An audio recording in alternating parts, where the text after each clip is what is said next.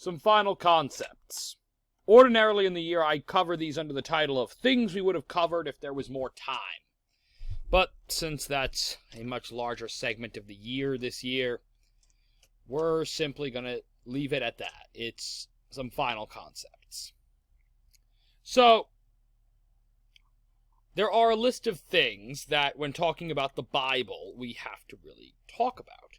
And one of these is Psalms and wisdom literature. So what are they? Well, they're written as lyric poetry, or other types of poetry. Psalms are lyric poems. They're made to be sung. Now, in many cases, we don't know the tunes of the original songs that the Psalms were set to, but many church musicians have since set the Psalms to new sets of music and have turned them into hymns. Wisdom literature is another set. They expound holy values. According to legend, the Book of Wisdom was written by Solomon, King Solomon, although more recent scholarship has suggested that while some of the entries are definitely dated to Solomon's time, others may well have been later additions. Another subject that we have to touch on, and no discussion of the Bible would be incomplete without, is the issue of apocalyptic literature. Now, when we hear the word apocalypse now, we tend to think of the end of the world. However, the word actually means to reveal. In fact, that's also where the word revelation comes from. Now, in the Bible, there are two books that fall into this genre. One is the book of Daniel, which is found in the Old Testament, and the other is the book of Revelation, which is found in the New Testament. Now, the purpose of apocalyptic literature was to serve as a symbolic sort of resistance literature. It was meant to encourage a persecuted people during times of strife and times of fear.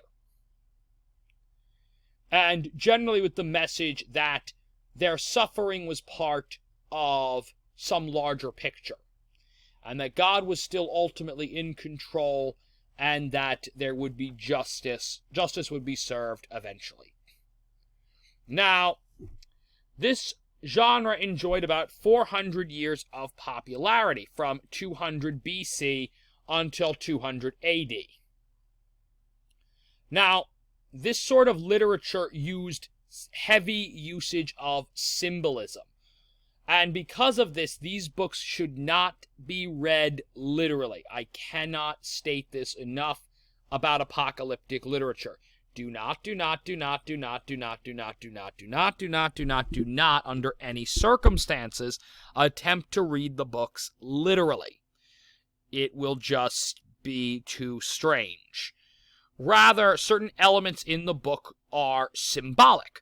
So, for example, in the book of Daniel, there's a reference to a statue that King Nebuchadnezzar sees in a dream, and he describes the statue as having a head of gold, a torso of silver, a waist of bronze, feet of iron, and standing on a base made of clay with several iron fragments inside of it. And this all sounds really weird. This sounds like the weirdest, least consistent statue ever. Almost sounds a wee bit like what a 6-year-old would build if you asked them to design an ideal statue. Very, no consistency on metal.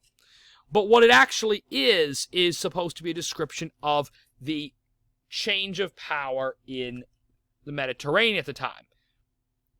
Gold representing the Empire of Babylon, silver representing the Medes, bronze their successors, the Persians, iron representing the Hellenistic Empire of Alexander the Great, and then the clay with the iron fragments representing the various Hellenistic kingdoms to emerge in the aftermath of Alexander's death. things like that. Anyway, then we have the issue of Jonah. Now, the book of Jonah is often a little confusing in the Old Testament. It's sometimes counted among the prophetic books, and it tells the story of a prophet by the name of Jonah. And Jonah is given a message by God that he is to go and deliver a message about repentance to Assyria. Now, Assyria was one of Israel's main rivals. And as a result of this, originally Jonah doesn't want to do this. In fact, he tries to board a ship for Tarshish, what we would now call Spain, at the other end of the world from where Assyria is. And he eventually, storm picks up, and he confesses his sins, and the men throw him overboard, and he's swallowed by, well, the Bible calls it a large fish. Some scholars consider it a whale. Jonah, according to the account in the Bible, spends 3 days in the stomach of this sea beastie before it finally, this fish or whale or whatever it may have been, spits him out on the shoreline, and he ultimately goes to Nineveh and proclaims a fast, and it's a whole thing. Now, is this story to be taken 100% as literal truth? No. Most church scholars do not regard this as a 100% true account of an actual prophet's journey to Assyria. However, the story is meant to show God's universal mercy. The idea that mercy would even be granted to the Assyrians. And if you remember everything we talked about earlier about the Assyrians, you understand why it's a pretty gravitas statement. Now, before we leave for the year, it's probably a good idea to just quickly review the sacraments. So, you have 7 sacraments in the Catholic Church. 3 of them are called the sacraments of initiation, because these are the 3 sacraments that initiate you, that welcome you into becoming a full-fledged member of the Catholic Church. The first of these is baptism. And for most of us, we are baptized as infants or small toddlers. So baptism was not something we had much control over, something our parents decided to do for us. Communion is the first time that is when you receive the body and blood of Christ in the form of the Eucharist. And the final sacrament of initiation is confirmation, at which point you make the decision for yourself that you wish to become an adult in the church.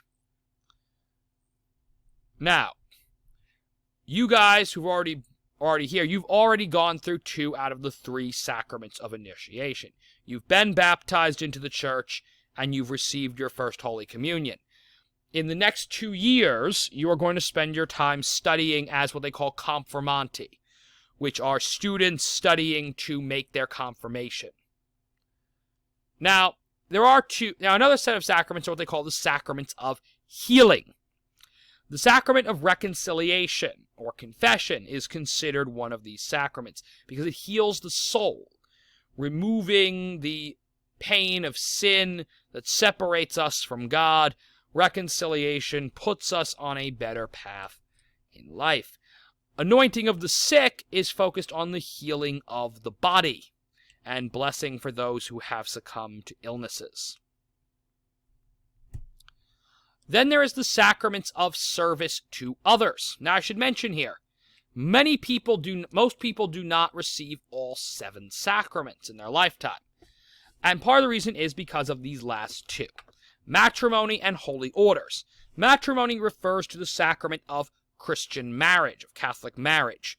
Holy orders is when somebody takes orders to join the religious life, to become a priest or a nun or a friar or a religious sister or something of that nature. Now, matrimony, there's some stuff we got to go over. One, when we refer to matrimony, we're referring to the church sacrament of marriage, which is separate from the state marriage license. These are 2 entirely separate things, so one cannot speak for the other. Generally, this is very confusing for a lot of people because we do them more or less around the same time. So, and we refer to the entire process as getting married. But it is worth noting that matrimony and who can get married and under what circumstances marriages can occur and how marriages can be declared null and void is entirely controlled by the church hierarchy, not by the state. The state controls the conditions for divorce and the granting of civil marriage contract.